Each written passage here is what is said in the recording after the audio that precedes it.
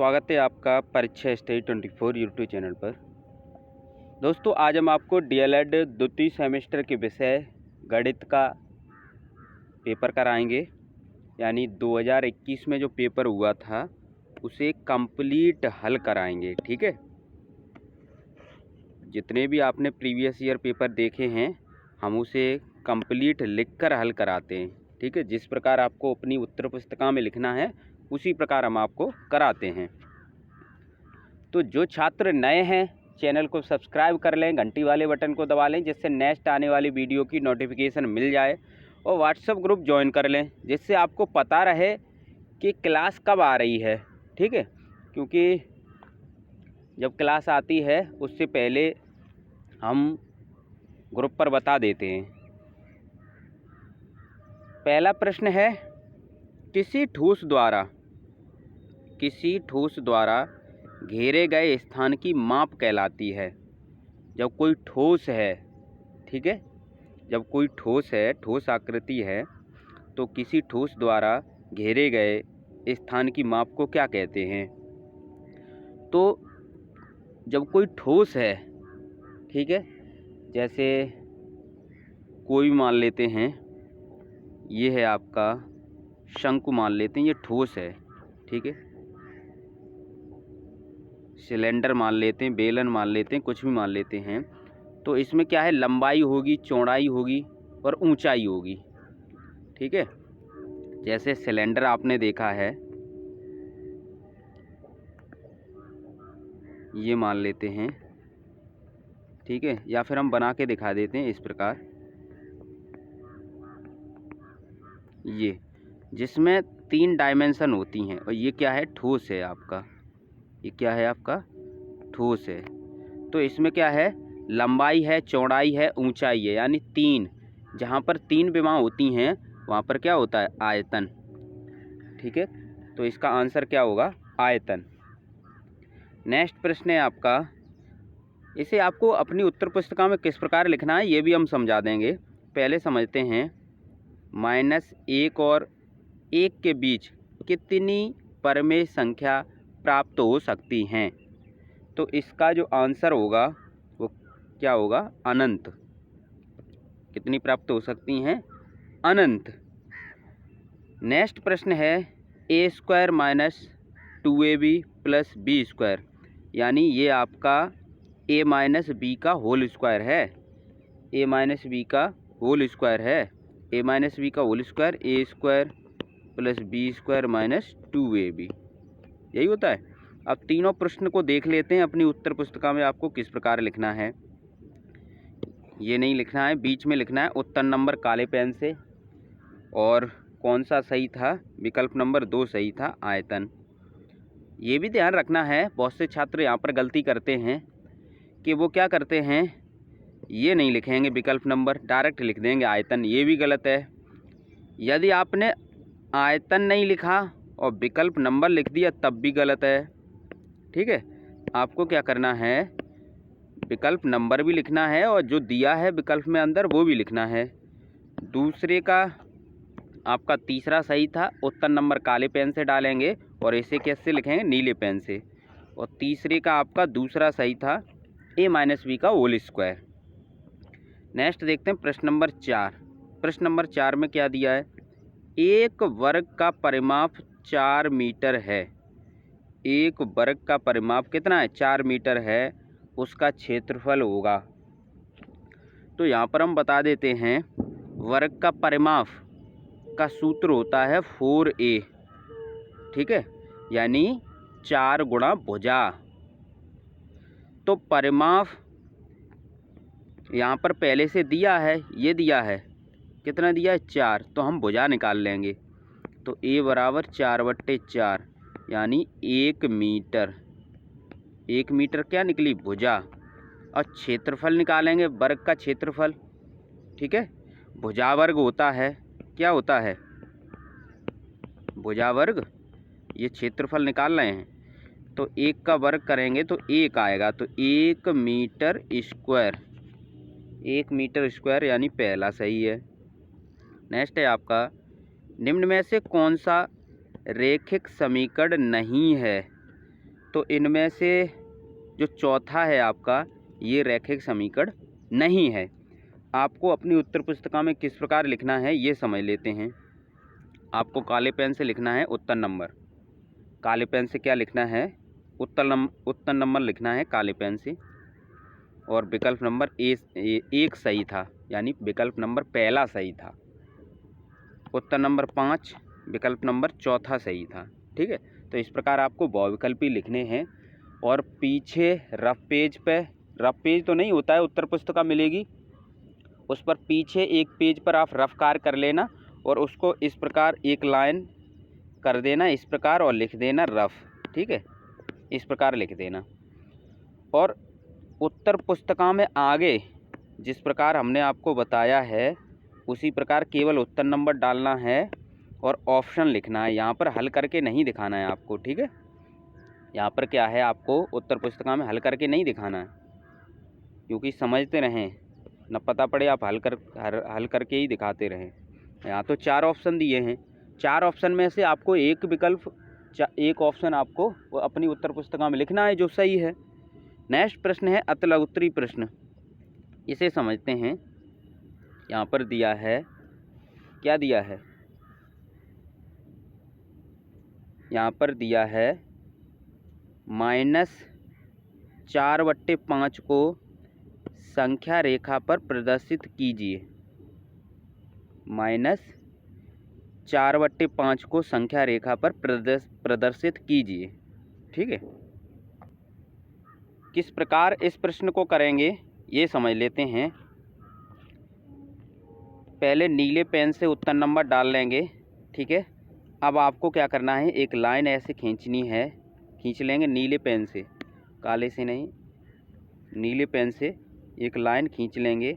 बीच में एक पॉइंट रखेंगे, यहाँ पर 0 लिख लेंगे और पॉइंट लेंगे 1। ये प्लस के हैं, कुछ माइनस के ले लो, -1, -2। अब आप देखेंगे -4/5 है तो माइनस की तरफ जाएंगे। हम किस तरफ जाएंगे? माइनस की तरफ ही जाएंगे। लेकिन 4/5 का मतलब ये है कि -1 है या -2 है। तो 4/5 यानी 4 में 5 का भाग लगाएंगे तो 0.8 बार जाएगा। तो ये माइनस का है तो माइनस के यानी 1 दशमलव यानी 1 से भी छोटा है, तो यहाँ कहीं आएगा, ऐसा ही आएगा, यहाँ कहीं आएगा और लिख देना 4/5। समझ गए? ये करना था, इस प्रकार हमने ये करके दिखाया है, इस प्रकार। नेक्स्ट प्रश्न समझते हैं। प्रश्न नंबर 7 है, स्तंभाकृति और स्तंभ आरेख में 2 अंतर बताइए। तो 2 अंतर आपको बताने हैं, किस प्रकार करना है ये समझ लेते हैं। काले पेन से डाल लेंगे उत्तर नंबर, काले पेन से ये हेडिंग डालेंगे स्तंभाकृति, काले पेन से ये हेडिंग डालेंगे स्तंभ आरेख। लिखेंगे नंबर 1, यह मात्रात्मक डाटा प्रस्तुत करता है। स्तंभ आरेख में लिखेंगे यह श्रेणीबद्ध डाटा प्रस्तुत करता है। स्तंभाकृत में लिखेंगे इसमें स्तंभों को पुनः व्यवस्थित नहीं किया जा सकता। स्तंभ आरेख में लिखेंगे इसमें स्तंभों को पुनः व्यवस्थित किया जा सकता है। 2 अंतर पूछे थे, 2 अंतर आप लिख सकते हो। नेक्स्ट प्रश्न है आपका प्रश्न नंबर 8। इसमें क्या दिया है, x² - x, x³ + x² + x का मासा ज्ञात कीजिए। क्या करना है आपको? मासा ज्ञात करना है। किसमें? इसमें से और इसमें से। ठीक है, इसे एक बार हम करके दिखा देते हैं और फिर ये भी बता देंगे आपको उत्तर पुस्तिका में किस प्रकार लिखना है। ठीक है, ये अलग से हम इसे सॉल्व करके आपको बता देते हैं। तो क्या था आपका, ये था x² - x। ठीक है, एक तो ये है। अब इसका मासा लेना है। क्या कर सकते हो इसे सरल के लिए, आप x कॉमन ले लो। x कॉमन ले लेंगे तो यहाँ पर x बचेगा, यहाँ पर क्या बचेगा, 1 बचेगा, क्योंकि x ले लिया है। यहाँ पर 2 घात हैं, 2 घात का मतलब समझ लें, 2 घात का मतलब कहीं पर एक्स स्क्वायर लिखा है, इसका मतलब ये एक्स गुणा एक्स, तो एक एक्स हमने बाहर ले ली तो एक एक्स बची, ये हो गया। ठीक है, ये समझ गए। अब क्या दिया था, x cube plus x square plus x बराबर, इसमें से भी एक्स कॉमन ले लूँ तो क्या बचेगा, एक्स स्क्वायर प्लस एक्स, एक एक्स कम होती रहेगी, ये बचेगा। और इनका मासा लेंगे तो मासा कितना निकलेगा, इनका मासा लेंगे तो मासा का मतलब ये है दोनों में जो कॉमन हो, कॉमन क्या है, एक्स है दोनों में। ठीक है, तो मासा बराबर एक्स, इस प्रकार कर सकते हो। ठीक है, आपको अपनी उत्तर पुस्तिका में किस प्रकार लिखना है ये समझ लेते हैं। ठीक है, तो आप क्या करेंगे, इस प्रकार आप उत्तर नंबर डाल लेंगे, उत्तर नंबर डाल लेंगे काले पेन से, और ये लिखेंगे x square minus x comma x cube plus x square plus x का मासा।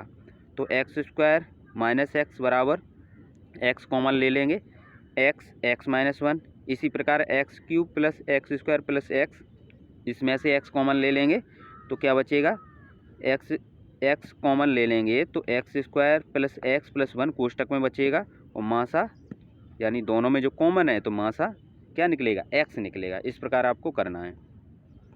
नेक्स्ट प्रश्न है प्रश्न नंबर 9। प्रश्न नंबर 9 को समझते हैं। 3x Q by Q 4x by Q, ये गुणा में ही हैं, ये किस में हैं, हम गुणा का चिन्ह लगा देते हैं, ये गुणा में ही हैं। डिवाइड 6x स्क्वायर बाई, ठीक है, इसका भाग लगाना है। तो जब ये गुणा में है तो कोई दिक्कत नहीं है, बिल्कुल सरल है। किस प्रकार करना है ये हम आपको समझा देते हैं। आपको क्या करना है, आपको यहाँ पर देखते हैं, आपको जैसे ये दिया था 3x क्यू बाई क्यू गुणा 4x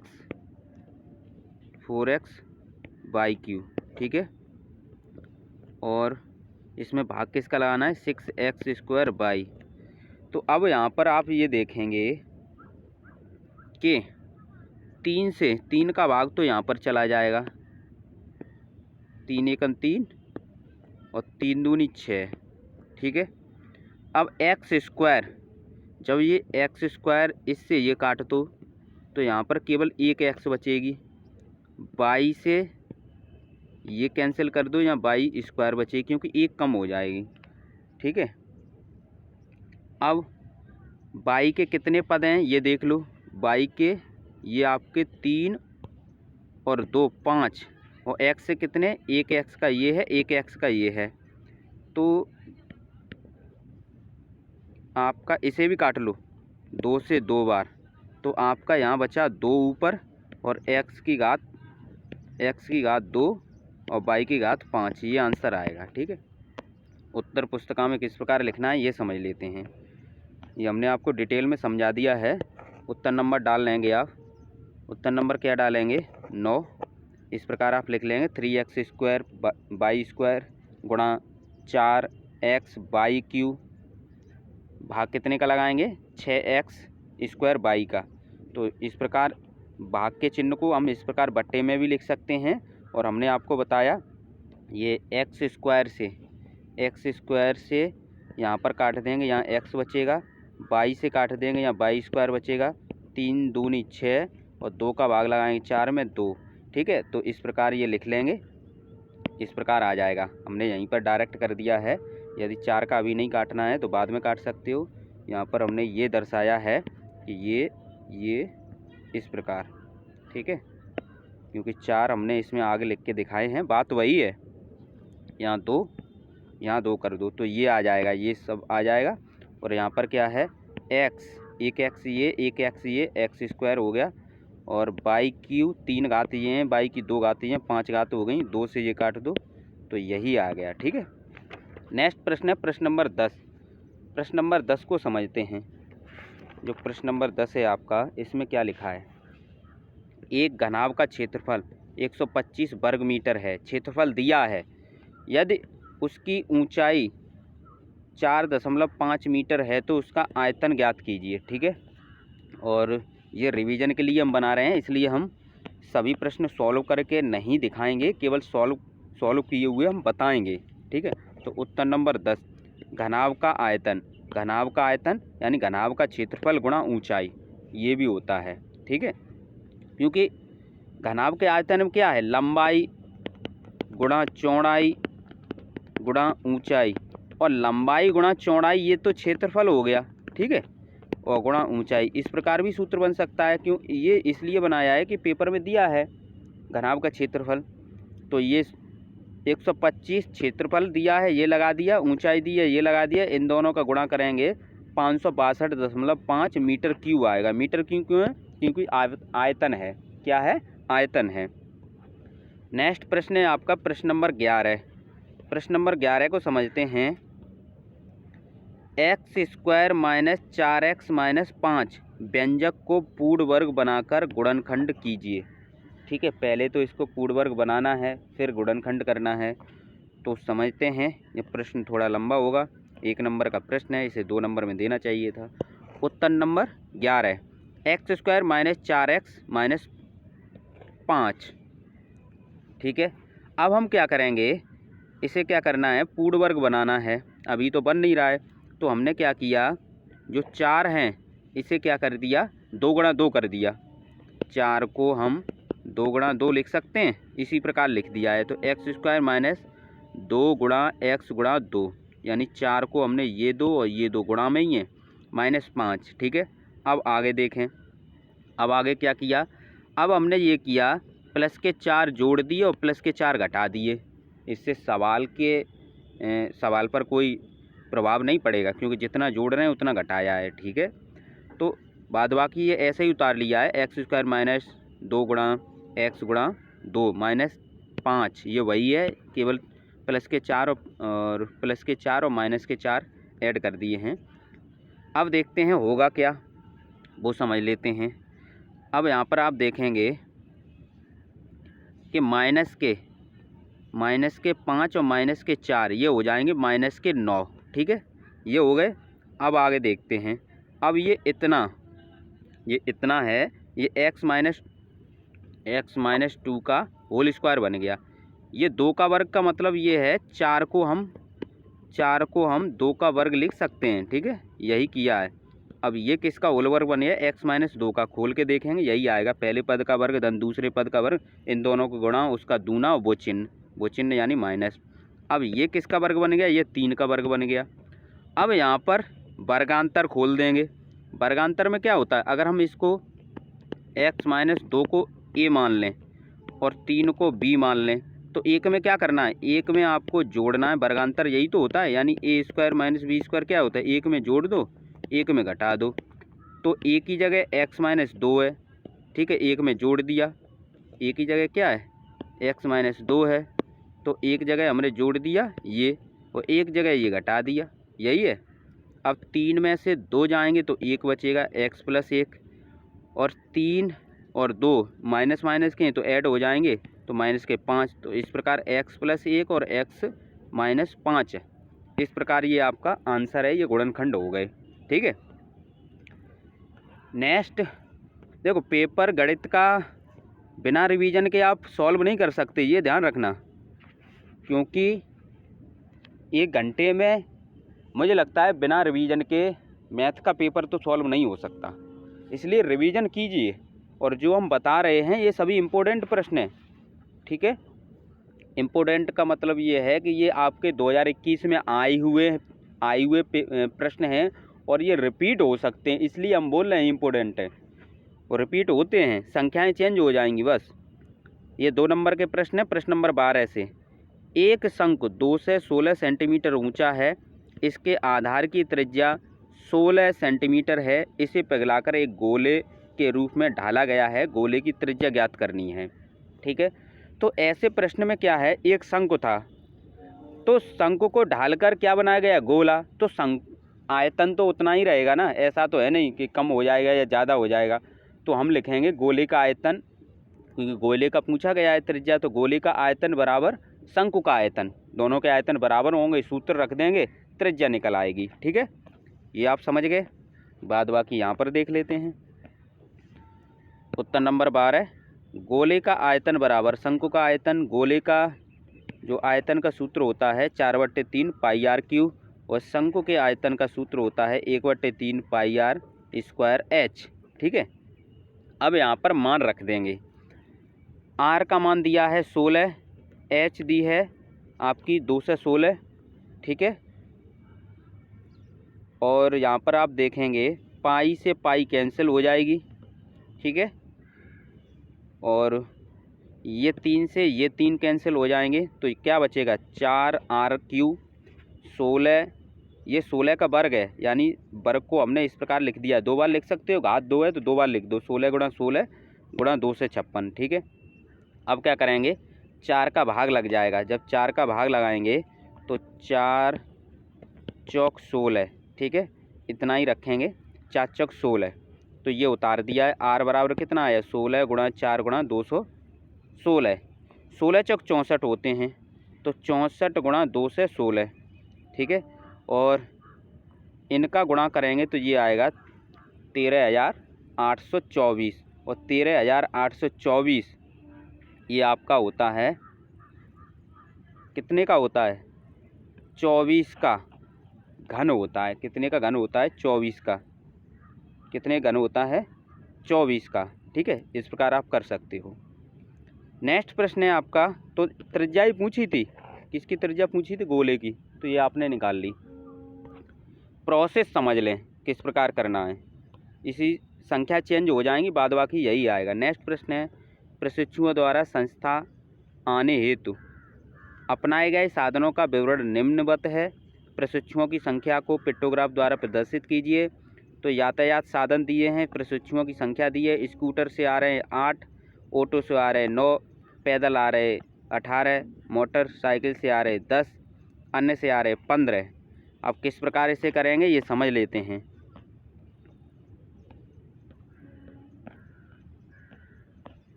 तो हमने मान लिया है, माना इस प्रकार। ठीक है, ये एक राउंड के रूप में, गोले के रूप में हमने मान लिया है, बराबर प्रशिक्षु के। कोई भी चित्र मान सकते हो। ठीक है, आप कोई भी चित्र मान सकते हो। ये चित्र मान लेना, इस प्रकार कोई भी चित्र मान लेना, तो ये मानना होता है, इसी के अनुसार देखेंगे। तो यहाँ पर लिखेंगे यातायात के साधन और ये प्रशिक्षुओं की संख्या। तो स्कूटर से कितने आ रहे थे आपके, स्कूटर से आ रहे थे आपके, देख लेते हैं, स्कूटर से 8, ऑटो से 9, 8, 9, 18, 10, 15।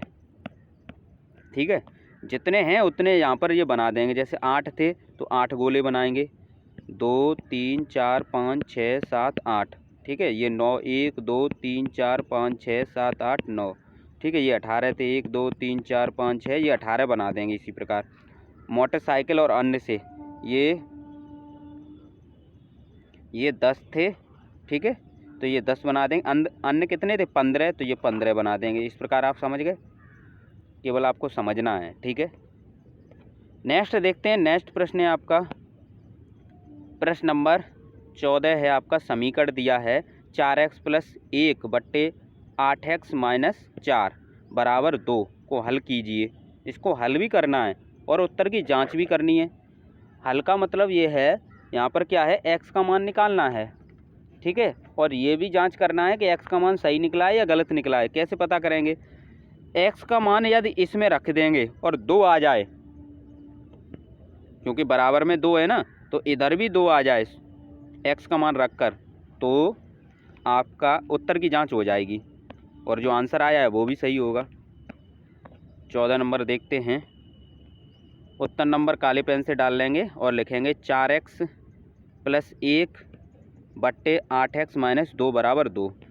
अब इस पूरे को यहाँ ले जाएंगे, कैंची वाला गुणा होता है, तो यहाँ पहुँच गया गुणा में। ये इस प्रकार 4x + 1 और 2 के साथ यहाँ पहुँच गया गुणा में। ठीक है, ये लिख देंगे 2 गुणा 8x - 4, ये हो गया। अब 2 का गुणा करेंगे अंदर, 2 अट्ठे 16x, किससे कर रहे हैं 8x से, तो 16x। 2 का गुणा करेंगे -4 से, तो -8, ये हो गया। अब इधर उधर कर लेंगे, यानी बराबर के एक तरफ x के कर लेंगे पद, तो 16 इधर लाएंगे और 1 को इधर ले जाएंगे बराबर के उस तरफ, तो चिन्ह चेंज हो जाते हैं, ये ध्यान रखना। प्लस है तो माइनस हो जाएगा, माइनस है तो प्लस हो जाएगा। तो 4x ये 4x, 16 प्लस के थे, ये माइनस के हो गए, माइनस के 16x। 1 को इधर ले जाएंगे, पहले से यहाँ पर -8 है, ये माइनस का 1 आ गया, ये हो गया। तो माइनस के यहाँ पर 16 में से 4 जाएंगे, बड़ा किसका है, माइनस की संख्या बड़ी है तो माइनस के 12, ठीक है। और 8 -8 और -1 -9, माइनस से माइनस कैंसिल हो गया, यहीं पर कर दो या यहाँ पर कर दो, एक ही बात है। और x का मान निकालना है तो x ये क्या होगा, इसके बट्टे में आ जाएगा, तो ये आ गया 9/12, ठीक है। और 3 से काट दो, 3 3 या 9 और 3 चौक 12। x का मान कितना आया, 3/4, समझ गए आप। अब उत्तर की जांच करेंगे, हमने क्या बताया था, ये समीकरण में ही तो रखना है। तो LHS लेफ्ट हैंड साइड है, ये इतनी लेफ्ट हैंड साइड है और इतनी राइट हैंड साइड है। लेफ्ट हैंड साइड में x का मान रख दो जो निकाला है, यानी 3/4, 2 आ जाए, यानी राइट हैंड साइड जितना मान आ जाए तो सिद्ध हो गया। तो हम क्या करेंगे, यहाँ x है और यहाँ x है, ये मान रख दो 3/4, तो 4 × 3/4 यही तो लिखेंगे, प्लस का 1/8 × 3/4 -4, ठीक है। इसे सॉल्व कर लो, कैसे करेंगे, 4 से 4 कैंसिल हो गया, तो यहाँ कितना बचा, 3 + 1, 4 दूनी 8, तो 2 × 3 -4, ठीक है। 3 दूनी 6 होते हैं, ठीक है, ये लिखा है इस प्रकार। और 3 और 1 4 होते हैं, तो 4/6 - 4, 6 में से 4 जाएंगे, 2 बचेंगे, तो 4/2, 2 दूनी 4, 2, तो राइट हैंड साइड आ गया। तो यही सिद्ध करना था आपको। नेक्स्ट प्रश्न है प्रश्न नंबर 15, समझ लेते हैं। प्रश्न नंबर 15 में क्या दिया है, क्योंकि गणित का पेपर है तो बिना रिवीजन के तो आप 1 घंटे में वहाँ नहीं कर सकते। एक समांतर चतुर्भुज की 2 संलग्न भुजाएं क्रमशः 6 सेंटीमीटर 10 सेंटीमीटर हैं तथा विकर्ण 8 सेंटीमीटर है। समांतर चतुर्भुज का क्षेत्रफल ज्ञात कीजिए, ठीक है। किस प्रकार करेंगे ये समझ लेते हैं। यहाँ पर देखते हैं प्रश्न नंबर 15। प्रश्न नंबर 15 ये है, ठीक है। हमें निकालना है चतुर्भुज का, तो ये हमने पहले चतुर्भुज बनाया, ये चतुर्भुज बना है, यहाँ पर समझ लें, ठीक है। ये 10 सेंटीमीटर है, ये 6 सेंटीमीटर हमने मान लिया, विकर्ण 8 सेंटीमीटर, ये वाला विकर्ण। अब आप देखोगे कि यहाँ पर क्या है, चतुर्भुज में 2 त्रिभुज आपको दिख रहे हैं, एक ये वाला और एक ये वाला, 2 दिख रहे हैं, ठीक है। अगर एक त्रिभुज का हम निकाल लें और उसका दुगना कर दें तो हमारा चतुर्भुज का निकल आएगा, समांतर चतुर्भुज का। तो यही करेंगे, लेकिन इसमें क्या है, भुजाएं असमान हैं। भुजाएं क्या है, समान तो है नहीं, असमान भुजाएं। असमान भुजाओं का जो क्षेत्रफल होता है, त्रिभुज का क्षेत्रफल होता है, उससे निकाल लेंगे। तो त्रिभुज ACD में, इस वाले में निकालेंगे ना, तो सूत्र होता है S - A, S - B, S - C। और S क्या होता है, जो तीनों भुजाओं होता है उसके बट्टे 2, यानी उसका आधा कर देंगे, तो S का मान निकल आता है। तो कितना निकला यहाँ पर, 12, क्योंकि 10, 8 और 6, 24 में 2 का भाग लगाएंगे, 12। S का मान हमें मिल गया है। और A हमें पता है, A क्या है, A यहाँ पर A क्या है, A ये मान लो A 10, B ये मान लो 8, ये भुजाएं हैं, C ये मान लो, तो यहाँ पर मान रख देंगे। S की जगह 12, S की जगह कितना लिखेंगे, S की जगह लिखेंगे 12, और S - A तो 12 - 10, S - B 12 - 8, S - C 12 - 6। और इसे सॉल्व करेंगे तो ये तो 12 ये गए, 12 में से 10 घटाएंगे 2, 12 में से 8 घटाएंगे 4, 12 में से 6 घटाएंगे 6, 12 दूनी 24 और 4 छिंग 24, ठीक है। अब इसका क्या कर रहे हैं, वर्गमूल ले रहे हैं, तो 24 आ जाएगा, 24 सेंटीमीटर स्क्वायर, क्योंकि ये क्या निकालना है, त्रिभुज का क्षेत्रफल, इसलिए स्क्वायर। अब चतुर्भुज का निकालना था हमें, तो तो समांतर चतुर्भुज का क्षेत्रफल बराबर 2 गुणा त्रिभुज ACD का क्षेत्रफल, और ACD का क्षेत्रफल 24 है, तो 24 दूनी 48 सेंटीमीटर, 48 सेंटीमीटर स्क्वायर। ठीक है, इस प्रकार आप कर सकते हो। नेक्स्ट प्रश्न है प्रश्न नंबर 16। प्रश्न नंबर 16 को समझते हैं। प्रश्न नंबर 16 क्या है? x प्लस 4y पे घात 3 माइनस x माइनस 4y पे घात 3 को सरल कीजिए। ठीक है, तो ये आपके सूत्र हैं a प्लस बी का होल क्यूब और a माइनस बी का होल क्यूब। ठीक है, उससे सॉल्व करेंगे। समझते हैं, हमने आपको बता दिया उन सूत्रों से सॉल्व करना है। उत्तर नंबर डाल लेंगे 16। ठीक है, तो x प्लस 4y का whole cube minus x minus 4y का होल क्यूब, तो x क्यूब प्लस 4y का क्यूब, यानी a प्लस बी का होल क्यूब होता है ना, a cube plus B cube, उसी तरीके से कर रहे हैं। तो x क्यूब प्लस 4y का क्यूब माइनस 3x 4y, और कोष्टक में क्या लिखते हैं a प्लस बी, तो x प्लस 4y, क्योंकि a की जगह x है और b की जगह 4y है। इस प्रकार आप समझ सकते हो। ये हो गया। अब ये वाला माइनस का चिन्ह ये लगाया, अब ये लिखेंगे, ये माइनस वाला a माइनस बी का होल क्यूब खोल रहे हैं, x क्यूब माइनस 4y का होल क्यूब माइनस 3x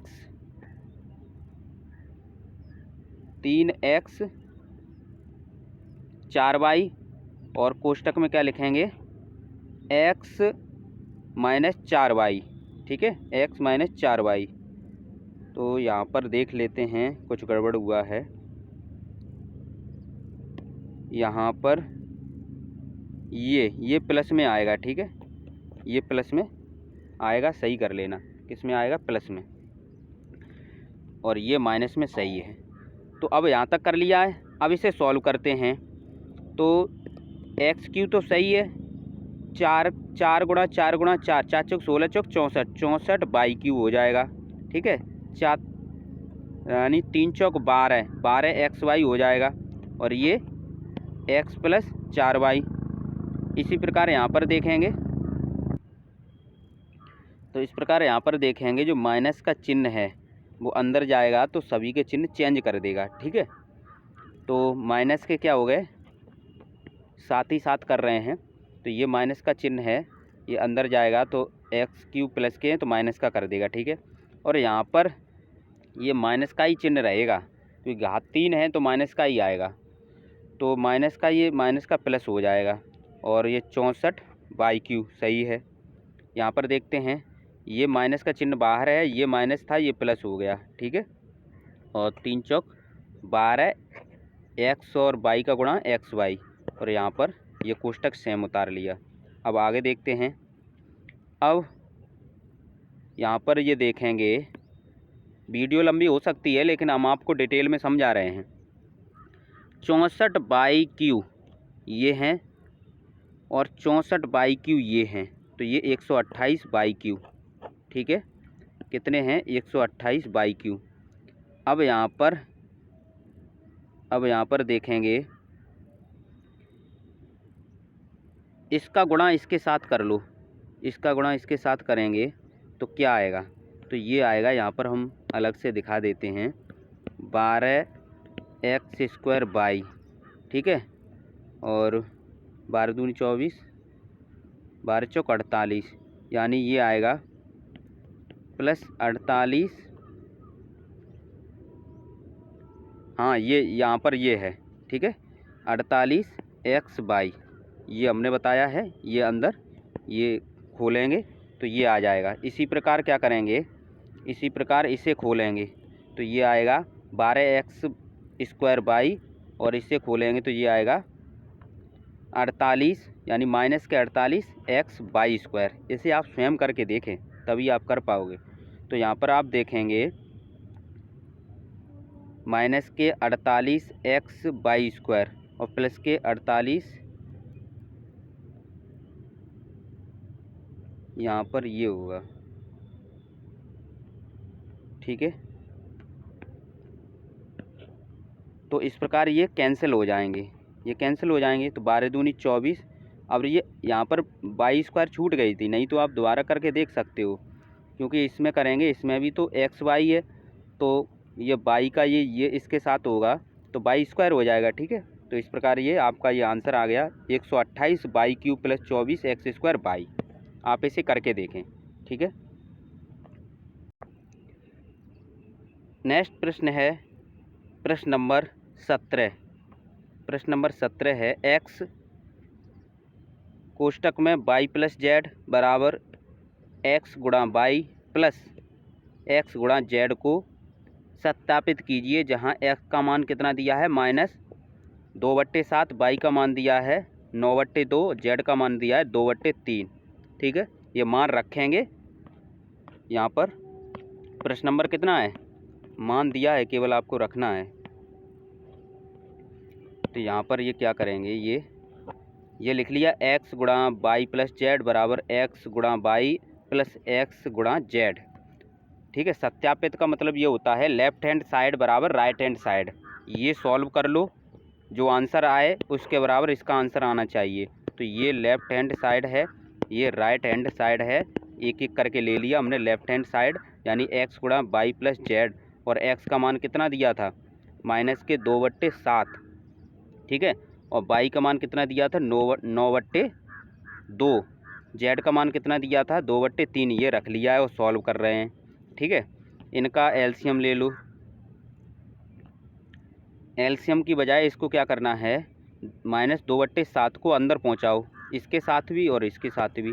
तो क्या आएगा -2/7 गुणा 9/2।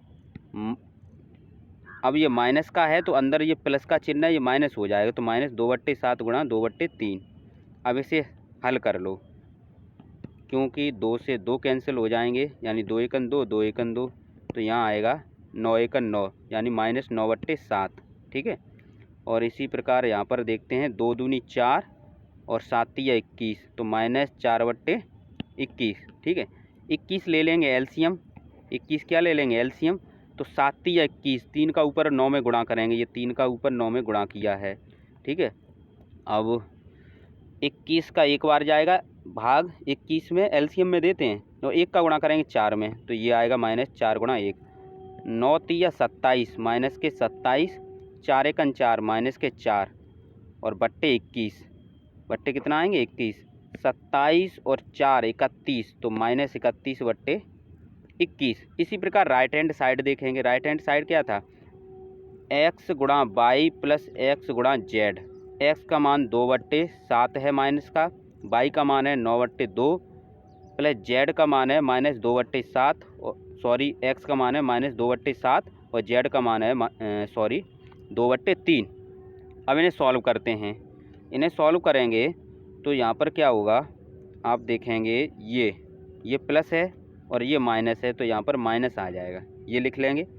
अब यहाँ से क्या करेंगे, 2 से 2 कैंसिल, वही 9/7 आएगा, 2 दूनी 4, 7 या 21, वही सेम टू सेम कहानी दोहराई जाएगी।